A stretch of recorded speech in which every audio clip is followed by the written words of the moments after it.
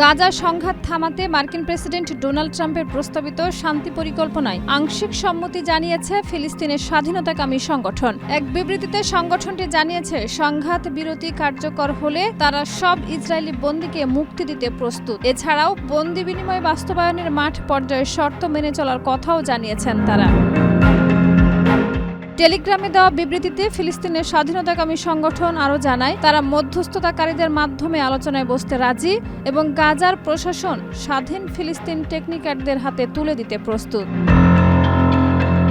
এর আগে মার্কিন প্রেসিডেন্ট ডোনাল্ড ট্রাম্প ফিলিস্তিনের স্বাধীনতাকামী সংগঠনকে ৫ অক্টোবর রাতের মধ্যে চূড়ান্ত সিদ্ধান্ত জানানোর আলটিমেটাম দেন। সমঝোতা না হলে গাজায় ভয়াবহ পরিণতির হুঁশিয়ারিও দেন তিনি।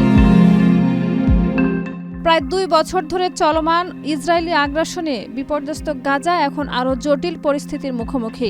সম্প্রতি গাজার খান ইউনিস এলাকায় ফিলিস্তিনের স্বাধীনতাকামী সংগঠন ও স্থানীয় সশস্ত্র গোষ্ঠী আল মুজাহিদার মধ্যে তীব্র সংঘর্ষ হয়। এতে উভয় পক্ষের মধ্যে বেশ কয়েকজন নিহত হন। বিশ্লেষকরা আশঙ্কা করছেন, এ ধরনের সংঘর্ষ গৃহযুদ্ধে রূপ নিতে পারে। এদিকে ইসরায়েলি হামলায় শুধু একদিনে নিহতের সংখ্যা অর্ধশত ছাড়িয়েছে, যা পরিস্থিতিকে আরও শোচনীয় করে তুলেছে।